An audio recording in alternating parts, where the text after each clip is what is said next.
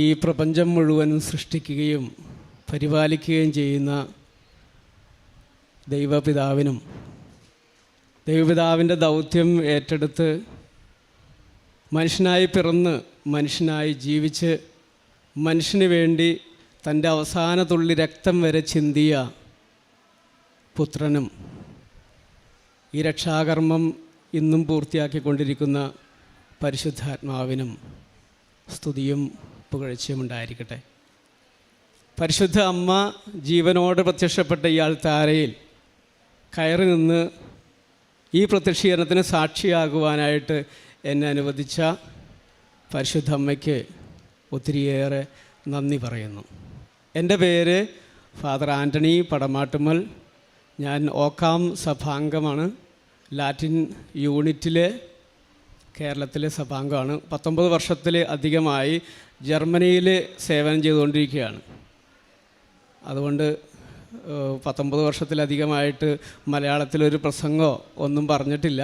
അതുകൊണ്ട് ചിട്ടയായിട്ടുള്ള കാര്യങ്ങളൊന്നും ചിലപ്പോൾ പറയാനായിട്ട് സാധിക്കില്ല. നിങ്ങൾ ക്ഷമിക്കുമെന്ന് വിചാരിക്കുന്നു. ഇത് എൻ്റെ സഹോദരൻ ഫാദർ വർഗീസ് പടമാട്ടുമ്മൽ, OSJ, ഇറ്റലിയിൽ സേവനം ചെയ്യുകയാണ് ഏകദേശം 7 വർഷത്തിലധികമായിട്ട്. ഇത് സിസ്റ്റർ ട്രീസ. ഉടമ്പടി അല്ലെങ്കിൽ കൃപാസനം മാതാവ് എന്ന് പറഞ്ഞാൽ എനിക്ക് വലിയ വിശ്വാസമൊന്നുമില്ലാത്ത ഒരാളായിരുന്നു. എന്തിനാണ് നമ്മൾ ഈ ഉടമ്പടി എടുക്കുന്നത്? കാരണം മാമോദിസ വഴിയായിട്ട് നമ്മളൊരു ഉടമ്പടിയിലാണ്. പിന്നെ എൻ്റെ സന്യാസ വ്രതവാഗ്ദാനം വഴി ഞാനൊരു ഉടമ്പടിയിലാണ്. പിന്നെ പൗരോഹിത്യത്തിൻ്റെ പട്ടസ്വീകരണം വഴിയായിട്ട് ദൈവവുമായിട്ട് ഉടമ്പടിയിലാണ്. അതിലും വലിയ ഉടമ്പടി ഉണ്ടോ എന്ന് ചിന്തിച്ച് ചോദിച്ച് എൻ്റെ അനുജനാണ് ആദ്യമായിട്ട് ഉടമ്പടി എടുക്കുന്നത്. അവനോട് അതിനെക്കുറിച്ചൊക്കെ തർക്കിച്ച് സംസാരിച്ചിരുന്ന ഒരാളാണ് ഞാൻ. പക്ഷെ ഇപ്പോൾ ഞാൻ പറയും കൃപാസനം മാതാവ് പൊളിയാണ്. മാതാവിൻ്റെ ദൗത്യമെന്ന് പറഞ്ഞാൽ നമുക്കെല്ലാവർക്കും അറിയാം, ദൈവത്തിലേക്ക് കൊണ്ടുവരിക എന്നുള്ളതാണ്. അപ്പോൾ മാതാവിൻ്റെ ഉടമ്പടി എടുത്ത് 2023 നവംബർ 29 ഞാൻ ആദ്യമായിട്ട് ഉടമ്പടി എടുക്കുന്നത്. അത് ഓൺലൈൻ ഉടമ്പടി എടുക്കുന്നത്. ആ ഉടമ്പടി എടുത്ത ആദ്യ നിമിഷം മുതൽ മാതാവ് കൂടെ വന്ന് ഈ ലോകത്തിലെ ഏറ്റവും മനോഹരമായൊരു സ്ഥലത്ത് എന്നെ കൊണ്ടുചെന്നാക്കി.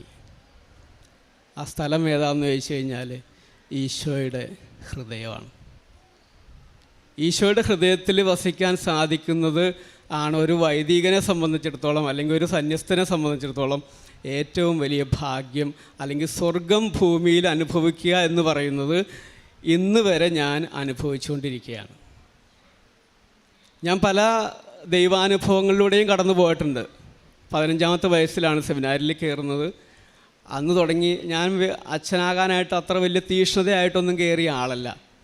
പക്ഷേ സുവിശേഷത്തിൽ പറയുന്നത് പോലെ നിങ്ങളല്ല ഞാനാണ് നിങ്ങളെ തിരഞ്ഞെടുത്തതെന്ന് എന്ന വാക്യം കൃത്യമായിട്ട് എൻ്റെ ജീവിതത്തിൽ, എൻ്റെ ദൈവവിളി ജീവിതത്തിൽ അനുവർത്തിക്കപ്പെട്ടതാണ്. ഓരോ കാലഘട്ടത്തിലും തിരിച്ച് ഞാൻ പോകണമെന്ന് ആലോചിച്ചപ്പോഴെല്ലാം ഈശോ സ്പർശിക്കുന്നൊരനുഭവം എൻ്റെ ജീവിതത്തിലുണ്ടായിട്ടുണ്ട്, പല ആവർത്തികൾ. അപ്പോൾ ദൈവാനുഭവങ്ങൾ വേറെ സമയങ്ങളിൽ ഉണ്ടായിട്ടുണ്ട്. പക്ഷേ ഉടമ്പടിയിലൂടെ ലഭിച്ച അനുഭവം എന്ന് പറഞ്ഞാൽ ഇതിനെല്ലാം അതുക്കും മേലെ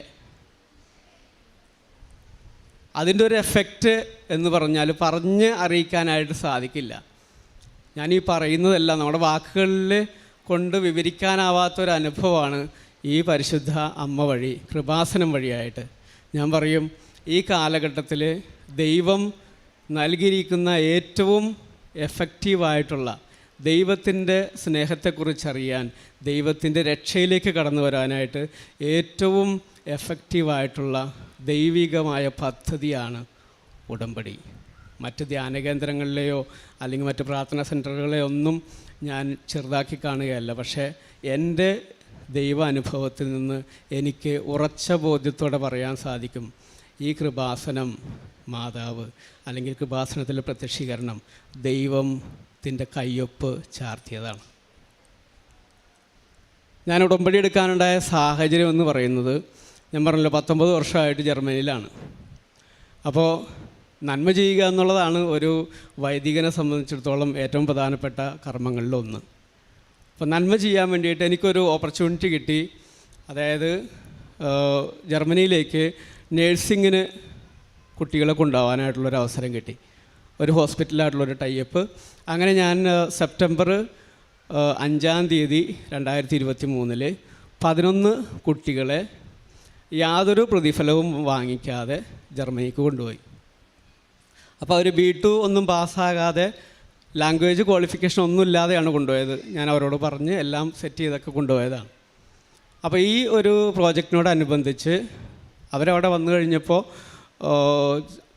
പലരും ലാംഗ്വേജ് പഠിക്കാതെയും ചിലപ്പോൾ ഡ്യൂട്ടിക്ക് പോകാതെയും അല്പം ഉഴപ്പൊക്കെ ആയിട്ട് കാര്യങ്ങൾ കൈവിട്ട് പോകുന്നൊരു നിലയിലേക്ക് എത്തി. അങ്ങനെ ഒരു ആളുടെ കേസിൽ പ്രത്യേകമായിട്ട് എനിക്ക് ഇടപെടേണ്ടി വന്നു. ആ കുട്ടിയെ തിരിച്ച് അയക്കാനായിട്ടുള്ള ഒരു നടപടിക്രമങ്ങളിലേക്ക് പോകേണ്ടി വന്നു. അങ്ങനെ ആ കുട്ടിയെ തിരിച്ചയച്ചു. അത് കഴിഞ്ഞിട്ട് പക്ഷേ ഈ കുട്ടി തിരിച്ചു വരുന്നത് എനിക്കെതിരെ വലിയൊരു ആരോപണം ഉന്നയിച്ചുകൊണ്ടാണ്. അപ്പോൾ ഈ ആരോപണം വന്നു കഴിഞ്ഞപ്പോൾ ഈ പ്രോജക്റ്റ് ക്യാൻസലാവുന്ന ഘട്ടത്തിലെത്തി. ആ ഹോസ്പിറ്റലിലെ അധികൃതരെ അത് സീരിയസ് ആയിട്ടെടുത്തു. അവർക്ക് ഈ പ്രോജക്റ്റ് ക്യാൻസൽ ചെയ്യേണ്ട ഒരു ഘട്ടത്തിലേക്ക് കൊണ്ടുവന്നു. അങ്ങനെ വരുന്ന സാഹചര്യത്തിലാണ് ഞാൻ ഉടമ്പടി എടുക്കുന്നത്. അപ്പം ഞാൻ ആ സമയത്ത് നമ്മളൊരു നന്മ ചെയ്തിട്ട് നമുക്ക് തിന്മയായിട്ട് ഭവിക്കുന്ന സമയത്ത് നമുക്കുണ്ടാകുന്ന മാനസികമായ വിഷമം എന്തായിരിക്കും എന്നുള്ളത് ഞാൻ പറയാതെ തന്നെ നിങ്ങൾക്ക് ഊഹിക്കാം. അപ്പം ഞാൻ ചങ്കുപൊട്ടുന്ന വേദനയിൽ ആദ്യം പോയത് എൻ്റെ മുറിയിൽ ഒരു കുരിശുരൂപം തൂങ്ങിയിട്ടുണ്ട്. ആ കുരിശുരൂപത്തിൻ്റെ കാലിൽ കെട്ടിപ്പിടിച്ചിട്ട് ഞാൻ വാവിട്ട് കരയുകയാണ്. ഈശോയെ, നിനക്ക് വേണ്ടിയിട്ട് നീ പറഞ്ഞതനുസരിച്ചാണ് ഞാൻ ചെയ്തേ, എന്നിട്ട് എന്തുകൊണ്ട് ഇങ്ങനെ സംഭവിച്ചു എന്ന് ചോദിച്ചിട്ട് ഈശോയുടെ കാലിൽ കെട്ടിപ്പിടിച്ച് കരഞ്ഞു. എന്നിട്ട് ഞാൻ പ്രാർത്ഥനാ സഹായത്തിന് വേണ്ടി വിളിക്കുന്നത് ഈ സിസ്റ്ററിനെയാണ്. ഈ സിസ്റ്റർ എന്ന് വെച്ച് കഴിഞ്ഞാൽ സിസ്റ്ററിനെ കുറിച്ച് 2 വാക്ക് ഞാൻ പറയാം. അത് ദൈവം ഹൃദയത്തോട് ചേർത്ത് വെച്ച ഒരു സിസ്റ്ററാണ്. ചെറുപ്പം മുതലേ സിസ്റ്ററിന് വലിയ വലിയ കൃപകൾ കൊടുത്തിട്ടുള്ള ഒരാളാണ്. കാര്യങ്ങൾ മുൻകൂട്ടി കാണാനായിട്ടുള്ള ഒരു കഴിവ് സിസ്റ്ററിന് കൊടുത്തിട്ടുണ്ട്. സിസ്റ്റർ സ്വപ്നങ്ങളിൽ കാണും, അതെല്ലാം കൃത്യമായിട്ട് സംഭവിക്കുന്ന കാര്യങ്ങളാണ്. അപ്പോൾ ആ സിസ്റ്ററിൻ്റെ ആത്മീയമായിട്ടുള്ളൊരു ഗൈഡൻസ് എനിക്ക് എപ്പോഴും ഉണ്ടായിരുന്നു. അപ്പോൾ സിസ്റ്ററാണ് എന്നോട് പറയുന്നത്, ആച്ചാ ഉടമ്പടി എടുക്കാൻ. അപ്പോൾ എനിക്ക് ഉടമ്പടിയിൽ വലിയ വിശ്വാസമൊന്നുമില്ല. ഞാൻ പറഞ്ഞു, സിസ്റ്റർ പറഞ്ഞതല്ലേ, സിസ്റ്റർ പറയുന്ന കാര്യങ്ങൾ എല്ലാം കൃത്യമാണെന്നുള്ളത് എനിക്കറിയാവുന്നതുകൊണ്ട് ഞാൻ പറഞ്ഞു, സിസ്റ്റർ പറഞ്ഞുകൊണ്ട് ഞാൻ ഉടമ്പടി എടുക്കാം. അങ്ങനെയാണ് നവംബർ 29 2023 ഞാൻ ഉടമ്പടി എടുക്കുന്നത്. അത് ഓൺലൈനായിട്ടാണ് ഉടമ്പടി എടുത്തത്. ഈ ഉടമ്പടി എടുത്ത് ഒരു 3 ദിവസം കഴിഞ്ഞുള്ളൂ. അപ്പോഴേക്കും മാതാവ്, ഞാൻ താമസിക്കുന്നത്, ഞാനും ഒരച്ഛനും കൂടി ഒരുമിച്ചാണ് ഒരു പാരിഷ് ഹൗസിലാണ് താമസിക്കുന്നത്. ആ പാരിഷ് ഹൗസിൽ മാതാവ് വന്നു. ഞങ്ങൾ പ്രാർത്ഥിക്കുന്ന മുറിയിൽ മാതാവ് വന്നു. ആ മുറിയിലൂടെ കടന്ന് കിച്ചണിലൂടെ കയറി ഞങ്ങളുടെ ലിവിങ് റൂമിലൂടെ കടന്ന് കോറിഡോറിലൂടെ പോയി മാതാവ് ഞാൻ കിടക്കുന്ന മുറിയിൽ വന്ന് എൻ്റെ തലയിൽ കൈവച്ച് അനുഗ്രഹിച്ചിട്ടാണ് മാതാവ് പോയത്. ഇത് ദർശനത്തിൽ കാണുന്നത് ഈ സിസ്റ്ററാണ്. ഞങ്ങളുടെ വീട് സിസ്റ്റർ കണ്ടിട്ടില്ല.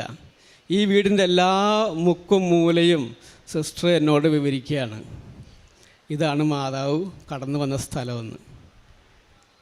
അതിനുശേഷം ഞാൻ ഒരിക്കലും സ്വപ്നത്തിൽ പോലും വിചാരിച്ചില്ല മാതാവിനെ ഇന്ന് എന്നെ ഈ നിലയിൽ കൊണ്ടുവന്ന് എത്തിക്കുമെന്ന്.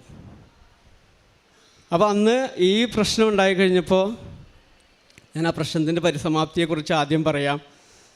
അതായത് ആ പ്രതിസന്ധി വന്നു കഴിഞ്ഞപ്പോൾ ആ ആരോപണം നിലനിൽക്കുന്നത് എൻ്റെ ഭാവിയെ ബാധിക്കുന്ന വളരെ ഒരു പ്രശ്നമായിട്ട് മാറിക്കൊണ്ടിരുന്നൊരു സംഭവമാണ്. അപ്പോൾ ഈ ഹോസ്പിറ്റൽ അധികൃതരുമായിട്ട് സംസാരിക്കാനായിട്ട് പല മീറ്റിങ്ങുകൾക്കും വിളിച്ചിട്ട് അവർ ആദ്യം നമുക്കൊരു അപ്പോയിൻമെൻറ്റ് തരും, പിന്നീട് അത് മാറ്റിക്കളയും, അങ്ങനെയുള്ള സംഭവങ്ങളായിരുന്നു. ആ സമയത്ത് മുഴുവൻ ഞാൻ ഈ കൃപാസനം അമ്മയുടെ പ്രത്യക്ഷീകരണ പ്രാർത്ഥനയും ഉപവാസവും എല്ലാം കൃത്യമായിട്ട് പാലിച്ച് അമ്മയോട് മുട്ടിപ്പായിട്ട് പ്രാർത്ഥിച്ചുകൊണ്ടിരുന്നു. അതിനുശേഷം 2024 മെയ് മാസം 2-ാം തീയതിയാണ് ഞങ്ങളിവിടെ വന്നിട്ട് തീർത്ഥാടക ഉടമ്പടി എടുക്കുന്നത്. ഇവിടെ നിന്ന് തീർത്ഥാടക ഉടമ്പടി എടുത്ത് പോയി തൈലവും ഇതൊക്കെ കൊണ്ടുപോയി അവിടെ വെച്ച് എല്ലാ ദിവസവും രാവിലെയും വൈകിട്ടുമൊക്കെ പ്രാർത്ഥന തുടങ്ങി. ഒരു 3 മാസം കഴിഞ്ഞു, 4 മാസം കഴിഞ്ഞു, ഒരു രക്ഷയില്ല. അതിനുശേഷം ഒരു ധ്യാനത്തിൽ, ഉടമ്പടി ധ്യാനത്തിൽ ജോസഫ് അച്ഛൻ പറയുകയാണ്, മെയ് മാസത്തിൽ ഇവിടെ വന്ന് ഉടമ്പടി എടുത്ത പലരുടെയും നിയോഗങ്ങൾ ഇപ്പോൾ മാതാവ് കണക്കിലെടുക്കുന്നുണ്ട്. അത് കഴിഞ്ഞ് ഒരാഴ്ച കഴിഞ്ഞുള്ളൂ. ഈ ഹോസ്പിറ്റലിലെ അധികാരികൾ എന്നെയും എൻ്റെ വികാരിയച്ഛനെയും ബാക്കി വേണ്ടപ്പെട്ടവരെയൊക്കെ വിളിച്ചിട്ട് പറയുകയാണ്, ഇങ്ങനെ ഒരു ആരോപണം ഇല്ല. ഈ ആരോപണം പോലും ആരും ഉന്നയിച്ചിട്ടില്ല എന്നാ പറയുക. തേച്ച് മാച്ചു കളഞ്ഞു. അത് വല്ലാത്തൊരു അത്ഭുതമായിപ്പോയി എനിക്ക് കേട്ട് കഴിഞ്ഞപ്പോൾ. പക്ഷേ ആ സമയത്തൊന്നും എനിക്ക് ഈ ആരോപണത്തെക്കുറിച്ച് വലിയ പേടിയോ ഭയമോ ഒന്നുമില്ല. കാരണം മാതാവ് എൻ്റെ ജീവിതത്തിലേക്ക് കടന്നു വന്നിട്ട് മാതാവ് വന്ന് അനുഗ്രഹിച്ചതോടുകൂടി പിന്നെ ഞാൻ ഈശോയുടെ ഹൃദയത്തിലാണ് ജീവിക്കുന്നത്. അവിടെ ജീവിച്ചു കഴിയുമ്പോൾ പിന്നെ നമ്മൾ എല്ലാത്തിനും റെഡിയായി. അപ്പോൾ ഈ ആരോപണം കടന്നു വരുന്നത് ഏകദേശം ഹോളി വീക്കിൻ്റെ സമയത്താണ്. അതായത് നമ്മളുടെ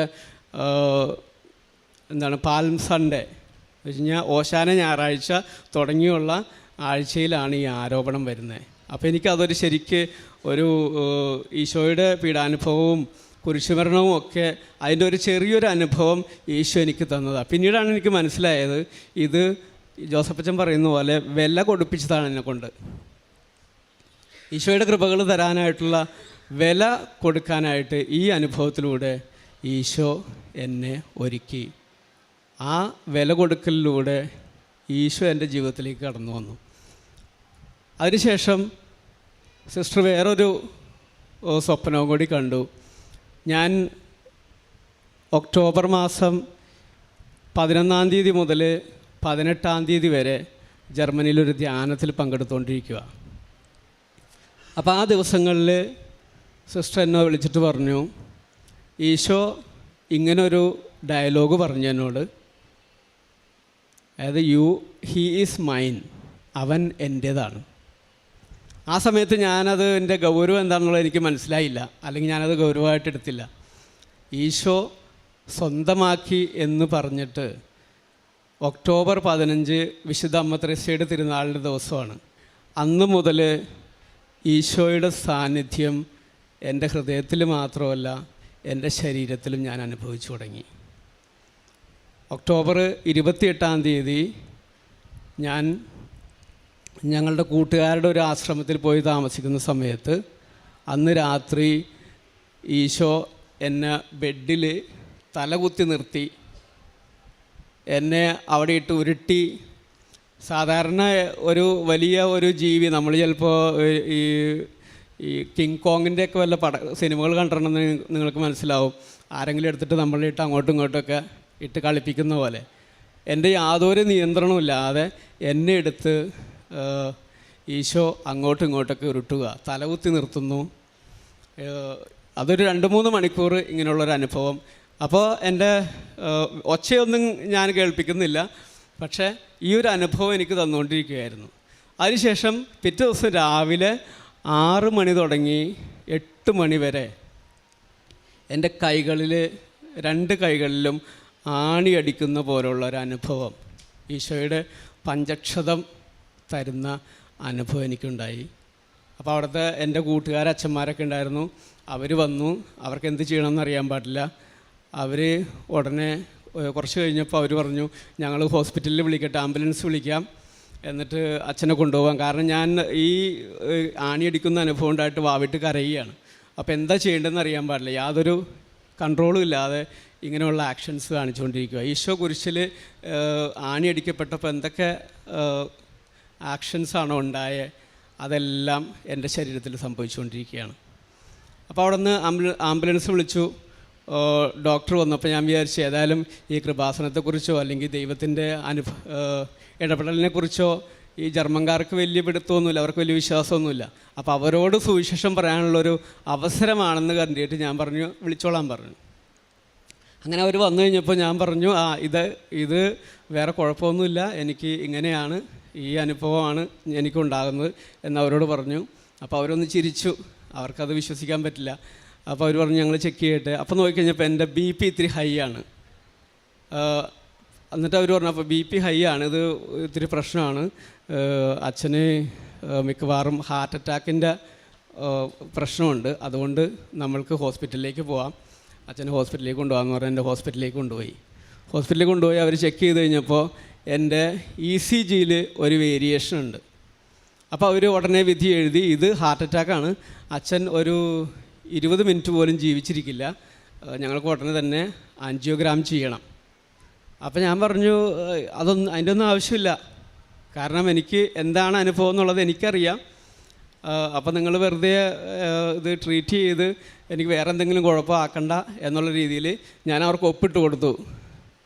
എന്നെ ട്രീറ്റ് ചെയ്യേണ്ട ആവശ്യമില്ല, ഞാൻ മരിക്കുകയാണെങ്കിൽ മരിച്ചോട്ടെ എന്നുള്ള രീതിയിൽ ഞാൻ ഒപ്പിട്ട് കൊടുത്തു. അത് കഴിഞ്ഞപ്പോൾ സിസ്റ്റർ ആ സമയത്ത് എന്നെ വിളിച്ചായിരുന്നു. അപ്പോൾ സിസ്റ്റർ പറഞ്ഞു ചിലപ്പോൾ ഈശോ കാണിക്കണമായിരിക്കും, അച്ഛൻ എന്താണ് അവർ ട്രീറ്റ് ചെയ്യണമെങ്കിൽ ട്രീറ്റ് ചെയ്തിട്ട് ആൻജിയോഗ്രാം ചെയ്യാനായിട്ട് സമ്മതിച്ചോളാൻ പറഞ്ഞു. അങ്ങനെ ഞാൻ അവരോട് സമ്മതിച്ചു. അവർ ആൻജിയോഗ്രാം ചെയ്തു കഴിഞ്ഞപ്പോൾ അവർ പറഞ്ഞത് അച്ഛന് തീർച്ചയായിട്ടും അച്ഛൻ്റെ ഹാർട്ടിന് ബ്ലോക്ക് ഉണ്ട്, എല്ലാ ലക്ഷണങ്ങളും കാണിക്കുന്നതാണ്. പക്ഷെ ഇത് ചെയ്തു കഴിഞ്ഞപ്പോൾ അവർ പറയാ യാതൊരു കുഴപ്പമില്ല. അപ്പോൾ ദൈവം എൻ്റെ ജീവിതത്തിൽ കൃത്യമായിട്ട് ജീവിക്കുന്ന ദൈവമാണെന്ന് കാണിച്ചു തരുന്ന ഒരു അനുഭവത്തിലേക്കാണ് ഈ ഉടമ്പടി വഴിയായിട്ട് എന്നെ കൊണ്ടുചെന്നെത്തിച്ചത്. ചെറുതും വലുതുമായിട്ടുള്ള ഒത്തിരി അനുഭവങ്ങൾ, ഭൗതികമായിട്ടുള്ള അനുഭവങ്ങൾ എൻ്റെ ജീവിതത്തിലുണ്ട്. പക്ഷെ അതൊന്നും നിങ്ങളോട് പങ്കുവയ്ക്കാനായിട്ട് ഞാൻ ഈ വേദിയിൽ ആഗ്രഹിക്കുന്നില്ല. കാരണം നിത്യതയിലേക്കാണ് നമ്മളെ ഈ ഉടമ്പടിയിലൂടെ ദൈവം വിളിച്ചിരിക്കുന്നതെന്ന് ജോസഫ് അച്ഛൻ്റെ ഉടമ്പടി ധ്യാനങ്ങളിൽ എപ്പോഴും പറയാറുണ്ട്.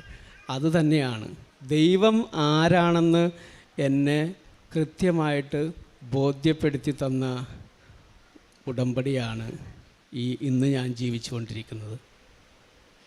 ഈ വലിയൊരു അനുഭവം എൻ്റെ ജീവിതത്തിലേക്ക് തന്ന പരിശുദ്ധ അമ്മയ്ക്കും തിരുക്കുമാരനും ദൈവപിതാവിനും പരിശുദ്ധാത്മാവിനും കോടാനുകോടി നന്ദി പറഞ്ഞുകൊണ്ട് ഞാൻ എൻ്റെ സാക്ഷ്യം അവസാനിപ്പിക്കുന്നു. കാരുണ്യപ്രവർത്തികൾ അച്ഛന്മാരെപ്പോഴും കാരുണ്യപ്രവർത്തികൾ ചെയ്യുന്നവരാണ്, അത് പ്രത്യേകിച്ച് പറയേണ്ട ആവശ്യമില്ല. എന്നാലും ഞാനൊരു 200 കുട്ടികളെ പഠിപ്പിക്കാനായിട്ട് 10 വർഷമായിട്ട് 200 കുട്ടികളെ ഞാൻ പഠിപ്പിക്കുന്നുണ്ട്, ഇപ്പോഴും പഠിപ്പിച്ചുകൊണ്ടിരിക്കുന്നുണ്ട്, അവർക്ക് പഠിക്കാനുള്ള സഹായം ചെയ്യുന്നുണ്ട്. അതുപോലെ ഒരു 21 പേരെ ഞാൻ ജർമ്മനിയിലേക്ക് കൊണ്ടുപോയിട്ടുണ്ട്, അവരുടെ കയ്യിൽ നിന്ന് യാതൊന്നും വാങ്ങിക്കാതെ. ഇപ്പോഴും ഒത്തിരി പേരെ സാമ്പത്തികമായിട്ട് സഹായിക്കുന്നുണ്ട്. അതെല്ലാം ദൈവം തരുന്ന കൃപയുടെ മേൽ ചെയ്യുന്നതാണ്, എൻ്റെ മെറിറ്റല്ല. അവരെ സഹായിക്കാനായിട്ട് ഒത്തിരി ജനറസ് ആയിട്ടുള്ള ആളുകൾ ജർമ്മനിയിൽ നിന്ന് അവർ കൈയച്ച് സഹായിക്കുന്നതുകൊണ്ട് ചെയ്യാൻ സാധിക്കുന്നതാണ്. അതുപോലെ ഈ കൃപാസന മാതാവ് നൽകിയ കൃപകൾക്ക് നന്ദി പറഞ്ഞുകൊണ്ട് ഞങ്ങൾ രണ്ടുപേരും കഴിഞ്ഞ മെയ് മാസത്തിൽ ഒരു പാട്ട് ഇവിടെ കൃപാസനം ചാനലിലൂടെ റിലീസ് ചെയ്തിട്ടുണ്ട്, കൃപയുടെ നിറകുടമേ എന്ന് പറഞ്ഞുകൊണ്ട്. ഞങ്ങൾ വലിയ പാട്ടുകാരൊന്നുമല്ല, പക്ഷേ കൃപാസന അമ്മയോടുള്ള നന്ദി സൂചകമായിട്ട് സമർപ്പിച്ചതാണ്. 1 പത്രോസ് 5:6 ദൈവത്തിൻ്റെ ശക്തമായ കരത്തിന് കീഴിൽ നിങ്ങൾ താഴ്മയോടെ നിൽക്കുവിൻ, അവിടുന്ന് തക്ക സമയത്ത് നിങ്ങളെ ഉയർത്തിക്കൊള്ളും. നിങ്ങളുടെ ഉത്കണ്ഠകളെല്ലാം അവിടുത്തെ ഏൽപ്പിക്കുവിൻ, അവിടുന്ന് നിങ്ങളുടെ കാര്യത്തിൽ ശ്രദ്ധാലുവാണ്. ഏറ്റവും പ്രിയമുള്ള ആൻ്റണി അച്ഛൻ താൻ കടന്നുപോയ പീഡാനുഭവത്തിൻ്റെ കാലത്തെക്കുറിച്ചും അതിൽ പരിശുദ്ധ കൃപാസന മാതാവ് നൽകിയ വലിയ സംരക്ഷണത്തെയുമാണ് സാക്ഷ്യപ്പെടുത്തിയത്. ആൻ്റണി അച്ഛൻ ജർമ്മനിയിലായിരിക്കുന്നത് കൊണ്ട് അവിടെയുള്ളൊരു ഹോസ്പിറ്റലുമായി ചേർന്ന് വളരെ ഫ്രീ ആയി മക്കളെ വിദേശത്ത് പഠനത്തിനും തൊഴിലിനും വേണ്ടി കൊണ്ടുപോകുവാൻ വേണ്ടിയുള്ള കാര്യങ്ങൾ തുടങ്ങുന്ന സമയത്ത് അവിടെ വന്നെത്തിച്ചേർന്ന മക്കൾ അല്പം ഒന്ന് വഴിമാറിപ്പോവുകയും പഠനത്തിൽ ശ്രദ്ധയില്ലാതിരുന്നതുകൊണ്ട് അവിടെ പഠനവും ജോലിയും മുന്നോട്ട് പോകുവാനാവാത്ത സാഹചര്യത്തിൽ തിരികെ നാട്ടിലേക്ക് ഒരാളെ അയക്കേണ്ട സാഹചര്യം വന്നു. അച്ഛനത് നമ്മളോട് പങ്കുവച്ചു. പിന്നീട് അച്ഛനെ വ്യക്തിഹത്യ ചെയ്തുകൊണ്ടുള്ള ആരോപണമാണ് മുന്നോട്ട് വരുന്നത്. പൗരോഹിത്യം നഷ്ടപ്പെടുത്താവുന്ന, രാജ്യത്ത് നിന്ന് പുറത്തേക്ക് പോകേണ്ടി വരുന്ന, എല്ലാവരുടെയും മുമ്പിൽ അപമാനിതനായി നിൽക്കേണ്ടി വരുന്ന വളരെ ഗുരുതരമായ സാഹചര്യത്തിലേക്കാണ് അച്ഛൻ്റെ ജീവിതത്തെ ആ സംഭവം മാറ്റുന്നത്. അച്ഛനതാ പറഞ്ഞത്, ആശ്രയം മറ്റെങ്ങുമില്ല, മുറിയിലുള്ള കുരിശുരൂപം കെട്ടിപ്പിടിച്ച് ഒത്തിരി നിലവിളിച്ചു. പിന്നീട് സിസ്റ്ററിനെ വിളിക്കുമ്പോൾ സിസ്റ്റർ പറഞ്ഞു ഉടമ്പടി എടുക്കുവാൻ. ഓൺലൈൻ ഉടമ്പടി എടുത്ത് അന്ന് മുതൽ കൃപാസന മാതാവിനോട് അച്ഛൻ പ്രാർത്ഥിച്ചതും പ്രാർത്ഥനയോടെ ലഭിച്ച ആത്മബലവും അത് വിശ്വാസത്തിൽ ആഴപ്പെട്ട് നിൽക്കുവാനും ഈശോയുടെ തിരുഹൃദയത്തിന് തന്നെ കൂടുതൽ സമർപ്പിച്ച് ജീവിക്കുവാനും കൂടുതൽ പ്രാർത്ഥനാരൂപിയിലും ഉപവാസത്തിലും തൻ്റെ ആത്മീയ ജീവിതത്തെ ആഴപ്പെടുത്തുവാനും അച്ഛനെ സഹായിച്ചത് വാക്കുകളിലൂടെ സാക്ഷ്യപ്പെടുത്തുന്നുണ്ട്. പിന്നീട് ലഭിച്ച ഒരു ദർശനമാണ്, സിസ്റ്ററിന് ലഭിച്ചൊരു ദർശനം. കൃപാസന മാതാവ് ഈ ഗ്രേ കളർ മേൽവസ്ത്രത്തോടു കൂടി മുറികളിലൂടെ ഇങ്ങനെ മുഴുവൻ കടന്നു പോകുന്നു. അച്ഛൻ കടന്നുപോയ മുറികളൊക്കെ നമ്മുടെ മുമ്പിൽ വിവരിച്ചു. അതിൻ്റെ സന്ദേശം ഉടൻ തന്നെ അത് പ്രശ്നപരിഹാരത്തിലേക്ക് കാര്യം പോകുന്നു എന്ന് തന്നെയായിരുന്നു. പിന്നീട് ഒരാഴ്ച കഴിയുമ്പോൾ ജോസഫ് അച്ഛൻ്റെ ധ്യാനത്തിൽ മെയ് മാസം ഉടമ്പടി എടുത്തവരുടെ പ്രശ്നങ്ങൾ സെപ്റ്റംബർ മാസത്തെ ധ്യാനത്തിൽ അച്ഛൻ പറയുന്നു അത് അമ്മ മാതാവിലൂടെ പരിഹരിക്കപ്പെടുന്നുവെന്ന്. അച്ഛൻ ധ്യാനിപ്പിച്ചതിൻ്റെ പിറ്റേ ആഴ്ചയിലാണ് ഈ ആരാണോ ആരോപണം ഉന്നയിച്ച വ്യക്തി അത് നിരുപാധികം അവിടെ പോയി അത് അങ്ങനെ ഒന്ന് ഇല്ലെന്ന് പറഞ്ഞ് മാപ്പപേക്ഷ എഴുതി കൊടുത്തുകൊണ്ട് അച്ഛനെ പൂർണ്ണമായി ആ വിഷയത്തിൽ നിന്ന് സ്വതന്ത്രനാകുന്നത്. അതാണ് അച്ഛനെ ഏറ്റവും കൂടുതൽ കൃപാസന മാതാവിൽ ആഴപ്പെട്ട് നിൽക്കുവാൻ, ആകെ കണ്ണീരോടുകൂടി 6-7 മാസം ഇങ്ങനെ ജീവിതം എന്താണ് ഈ സംഭവിച്ചു കൊണ്ടിരിക്കുന്നതെന്ന് അറിയാതെ കുഴങ്ങിയപ്പോൾ അല്പം പോലും നിരാശപ്പെടാതെ ഓൺലൈൻ ഉടമ്പടിയിൽ അവിടെ ജീവിക്കുകയും നാട്ടിലെത്തിയ ആദ്യ ദിനങ്ങളിൽ തന്നെ കൃപാസനത്തിലെത്തി തീർത്ഥാടക ഉടമ്പടി എടുത്തുകൊണ്ട് നേർച്ച വസ്തുക്കൾ ഉപയോഗിച്ച് അമ്മയിൽ ജീവിതത്തെ പൂർണ്ണമായി ശരണപ്പെടുത്തിയപ്പോൾ അമ്മ മാതാവ് കൂടുതൽ നന്മകൾ ചെയ്യുവാൻ, കൂടുതൽ ദൈവരാജ്യത്തെക്കുറിച്ച് പ്രഘോഷിക്കുവാൻ, കൂടുതൽ സന്തോഷത്തോടു കൂടി പരിശുദ്ധ അമ്മയുടെ നന്മകളെ ലോകത്തിലേക്ക് കൈമാറുവാൻ അച്ഛനെ ഉപകരണമാക്കിയതിൻ്റെ സാക്ഷ്യമാണ് പങ്കുവച്ചത്. അതോട് ചേർത്ത് അച്ഛൻ പറയുന്നുണ്ട്, അച്ഛന് ലഭിച്ച പീഡാനുഭവത്തിൻ്റെ മുദ്രകൾ, അത് പഞ്ചക്ഷതങ്ങളുടെ മുദ്രകൾ തൻ്റെ കരങ്ങളിലും കാലിലും ഹൃദയത്തിലുമൊക്കെ അതിൻ്റെ തീവ്രമായ വേദനയിലൂടെ കടന്നു പോകുമ്പോൾ അത് മറ്റുള്ളവർക്കത് മനസ്സിലാവുന്നില്ലെങ്കിലും അത് ദൈവസ്നേഹത്തിൻ്റെ അടയാളമായി ഉൾക്കൊള്ളുവാനും കുറേ കൂടി വിശുദ്ധിയിലും ദൈവാശ്രയത്വത്തിലും ജീവിതത്തെ നയിക്കുവാനും അച്ഛനെ സഹായിച്ചതിനെയാണ് സാക്ഷ്യപ്പെടുത്തിയത്. അച്ഛൻ എഴുതിയിരിക്കുന്ന സാക്ഷി പേപ്പറിൽ ഭൗതികമായ 3-4 കാര്യങ്ങൾ അച്ഛൻ എഴുതിയിട്ടുണ്ട്. അച്ഛൻ സാക്ഷ്യകൂടാരത്തിലും സൂചിപ്പിച്ചത് എൻ്റെ ഭൗതിക കാര്യങ്ങളെക്കുറിച്ച് അമ്മ മാതാവിൻ്റെ അൾത്താരയിൽ പറയുവാനല്ല, അമ്മ മാതാവിൻ്റെ ഉടമ്പടി എടുത്തതിലൂടെ എൻ്റെ ജീവിതത്തെ എത്ര കണ്ട് അമ്മ മാതാവ് കൈപിടിച്ച് നയിക്കുകയും എൻ്റെ ആത്മീയ ജീവിതത്തെ വളർത്തുകയും ചെയ്തുവെന്ന് ലോകത്തോട് പ്രഘോഷിക്കുവാനാണ് ഞാൻ ഈ അവസരത്തെ വിനിയോഗിക്കുന്നതെന്ന് അച്ഛന്, അതോടൊപ്പം അച്ഛൻ്റെ സഹോദരൻ വർഗീസ് അച്ഛൻ, ഒപ്പം സിസ്റ്റർ, ഇവരെല്ലാവരും ഉടമ്പടിയിലാണ്. അമ്മ മാതാവിൻ്റെ ഉടമ്പടിയിൽ ജീവിച്ചുകൊണ്ട് ഉടമ്പടിയുടെ ജീവിതം അത് ദൈവാനുഗ്രഹത്തിൻ്റെ ജീവിതമാണെന്ന്, ഈ കാലഘട്ടത്തിൽ ലോകത്തിന് നൽകിയിരിക്കുന്ന രക്ഷാകര ദൗത്യത്തിൻ്റെ കൂടുതൽ പൂർത്തീകരണത്തിലേക്കുള്ള അമ്മ മാതാവ് ഓരോരുത്തരെയും തിന്മയുടെ സ്വാധീന ശക്തികളിൽ നിന്നും നന്മയിലേക്ക് ചേർത്ത് പിടിച്ചുകൊണ്ട് ക്രിസ്തുവിന് വേണ്ടി അവൻ്റെ രക്തത്താൽ കഴുകി ശുദ്ധീകരിച്ച് സ്വന്തമാക്കുന്ന പ്രക്രിയയാണെന്ന് അച്ഛൻ്റെ വാക്കുകളിലൂടെ ലോകത്തോട് ഉദ്ഘോഷിക്കുകയാണ്. നമ്മുടെ ഉടമ്പടി ജീവിതം കൂടുതൽ സ്നേഹത്തോടെ സന്തോഷത്തോടെ ജീവിക്കുവാൻ നമുക്ക് പരിശ്രമിക്കാം. അച്ഛന് ലഭിച്ച എല്ലാ ദൈവികമായ നന്മകളെ പ്രതിയും നന്ദി പറഞ്ഞുകൊണ്ട് അമ്മ മാതാവിനും തിരുക്കുമാരനും കരങ്ങളടിച്ച് ഈ സാക്ഷ്യം നമുക്ക് സമർപ്പിക്കാം. അത്യപൂർവ ദൈവാനുഭവങ്ങൾ ഇനി നിങ്ങൾക്കും സ്വന്തം. ഈ യൂട്യൂബ് ചാനൽ ഇതുവരെ സബ്സ്ക്രൈബ് ചെയ്തിട്ടില്ലെങ്കിൽ ഇപ്പോൾ തന്നെ സബ്സ്ക്രൈബ് ചെയ്യുക. ഈ വീഡിയോ ഇപ്പോൾ തന്നെ നിങ്ങളുടെ സുഹൃത്തുക്കൾക്ക് ഷെയർ ചെയ്തുകൊണ്ട് കർത്താവിൻ്റെ പ്രേക്ഷിതരാകുക.